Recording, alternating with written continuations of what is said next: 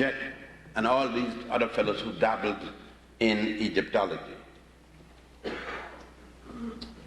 The next closest to that in terms of age that is being used of the three religions that play a part in our thinking process would be that of the Hebrews, or Yehuda, or Judah, or Jehovah. Any way you want to call it is okay with me.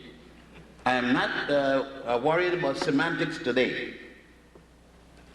That would be about the best. This is the year 5000 and odd of the Hebrew calendar. That would include from the time of the mythical Adam and Eve. And that we could tell you why we don't need to deal with that, because Adam and Eve are concepts that came out of the Hebrew Torah from the Hebrew Sanhedrin, that is the educational center of the Hebrews. And that did not open its doors until about 700 before the Common Era, attributed to an African called Moses, because you said that Moses was born in the city of Goshen in Egypt around the time, believe me, Tutankhamun was on the throne at that time. Akhenaten had already died about 50 years before Moses was supposed to be born. So we don't even have to worry him about time, because that is the 18th dynasty. Yesterday in history, comparatively speaking. Because Abraham himself did not bring any theories to Judaism. The superstar of Judaism is Moses. He's the theoretician that is going to give most of the basic things. Forget about Genesis, because Genesis was the last book in the Hebrew Bible, though it's the first book listed. They had 4 books, and Rabbi Agrippa and Rabbi Hillel argued the point that how we are going to have an Exodus, we leave in some place and we didn't get here yet.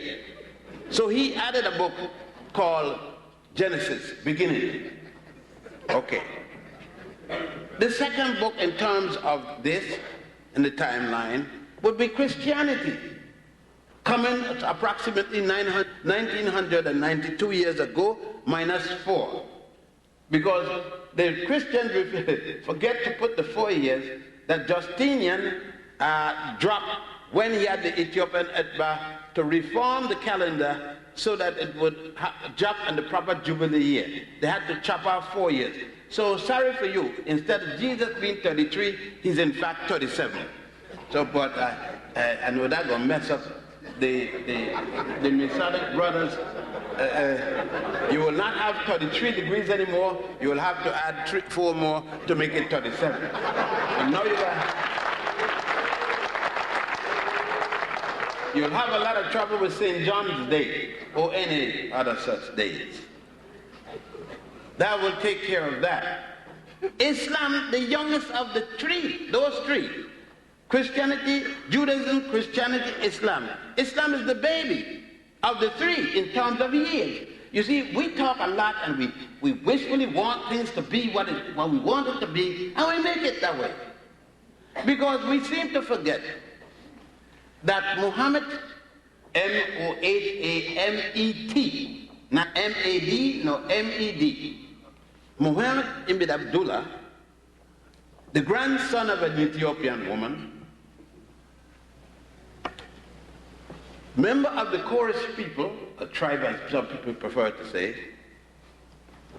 It was not until 622 of the Christian calendar, Christian year, that he challenged the religion in Mecca. Driven out of Mecca with his 3 companions, Haksat, Kubad ibn Rabad, otherwise called Bilal, Umar the Great, and Abu Bakr. They fled to the outside of the city of Medina, northwest of Mecca, where there at the oasis of Yatrib established the religion they call Islam. Now that is the chronological order in which these religions or theosophical concept or way of life, you call it anything you want in semantics, it doesn't matter to me, as long as it means what we mean. Let us then look at the fundamental principle that started all of them. First of all, you must have people. The concept of people before you have religion. Religion, people are more important than God. Without people, you don't have God. Nobody to tell you there's a God. It's people that told everybody there's a God. You haven't met a God that told you there are people. All our concepts dealing with the deity come from a man or a woman. There was one time that women wrote. In Egypt, women also wrote. In Judaism and Christianity and Islam, women aren't in that position to be writing nothing. Sometimes up to now, in Islam, women can't preach. In most of Christianity, women can't preach. And definitely, in most of Judaism, women can't preach. We didn't have that problem along the Nile. There was the priest and the priestess. The Africans always know where he came from. He realized that he didn't come out of a man's rib cage, that he came out of a vagina, came down through the vagina, all the way back up in from a womb down to a vagina. And of course, the placenta played a major role of his heaven. He didn't look up in the air for heaven. He knew where heaven was. He came out and he went back. Now, these are the realities. The reality I'm speaking about is the reality in which the Africans said that God Kunum made man on his potter's wheel out of clay. As a matter of fact, when you go to Egypt, you go to the temple of Kunum at a place called Esna in southern Egypt. It is in bad repair now, but since you're not going to see the Kunum drawing, you're going to see just 4 empty walls. I don't waste time to go there anymore. But I go to a place called Angelica Island. They now call it Philae Island. And there you will see the temple of Aset, or Isis. And at the Mamisi, the birth house, on the wall you will see God Kunum making man and woman on his potter's wheel out of clay, which was copied later by the Jews, except the potter's wheel. Jehovah is going to steal the whole thing and left out the potter's wheel. Not even a good thief.